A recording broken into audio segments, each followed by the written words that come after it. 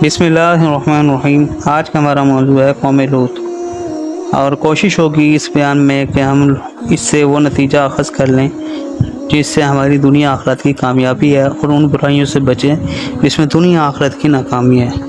لوط علیہ السلام نے جو صدوم میں آ کر قیام کیا تو دیکھا کہ یہاں کے باشندے فواہش اور معصیتوں میں اس قدر مبتلا ہیں کہ علمان الحفیظ، دنیا کی کوئی برائی ایسی نہ تھی جو ان میں موجود نہ ہو، اور کوئی خوبی ایسی نہ تھی جو ان میں پائی جاتی ہو۔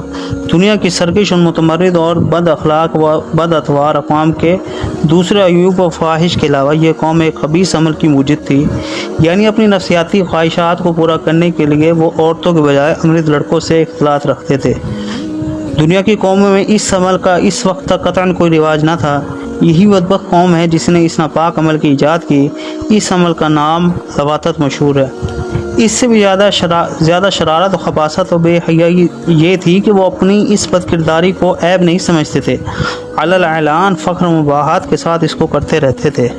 سورہ اعراف میں آیت نمبر 1880 میں ہے، اور یاد کرو کہ لوط کا واقعہ جب اس نے اپنی قوم سے کہا کہ تم ایسے فاحش کام میں مشغول ہو جس کو دنیا میں تم سے پہلے کسی نے نہیں کیا، یہ بلا شبہ عورتوں کے بجائے اپنی شہوت کو مردوں سے پوری کرتے ہیں، یقیناً تم حد سے گزرنے والے ہو۔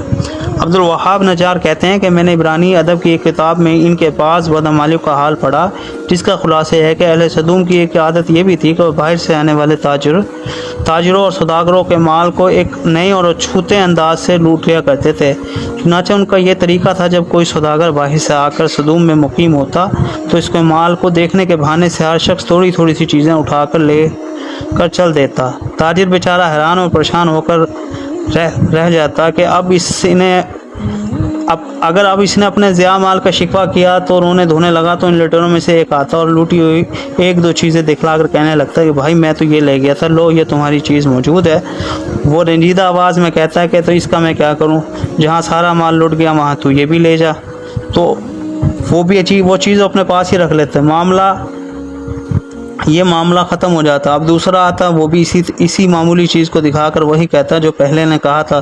سوداگر رنج و غم و غصے میں اس سے بھی پہلی بات لوٹا کر کہہ دیتا کہ اسی طرح تمام مال یہ لوگ ہضم کر جاتے ہیں، لوٹ کھسوٹ کر اس کو بھگا دیتے۔ ایک اور واقعہ لکھا ہوا ہے عبرانی اسی کتاب میں کہ یہ عجیب قصہ نکل کیا کہ ابراہیم علیہ السلام اور سارہ رضی اللہ عنہما ایک مرتبہ لوط علیہ السلام کی عافیت و خیر کرنے کے لیے اپنے خالہ زاد الیعزر دمشقی کو صدوم بھیجا۔ جب یہ بستی کے قریب پہنچا تو ایک اجنبی صدومی نے اس کے سر پر پتھر کھینچ کے مارا، الیعزر کے سر سے خون جاری ہو گیا۔ تب آگے بڑھ کے صدومی کہنے لگا، میرے پتھر کی وجہ سے تیرا یہ سر سرخ ہوا ہے، لہٰذا مجھے اس کا معاوضہ ادا کر۔ اس مطالبے کے لیے اسے کھینچتا ہوا صدوم کی عدالت میں لے گیا۔ حاکم صدوم نے مدعی کا بیان سن کر کہا، بے شک الیعزر کو صدومی نے پتھر مارنے کی اجرت دینی چاہیے۔ الیعزر سن کر غصے میں آ گیا،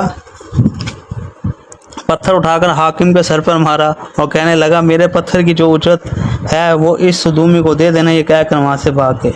یہ واقعہ صحیح ہو یا غلط ہو، لیکن اس پہ روشنی ضرور پڑتی ہے کہ اہل صدوم اس قدر ظلم و فحش اور بے حیائی اور بد اخلاقی اور فسق و فجور میں مبتلا تھے کہ اس زمانے کی قوموں میں ان کی جانب اس قسم کے واقعات عام طور پر منسوب کیے جاتے ہیں۔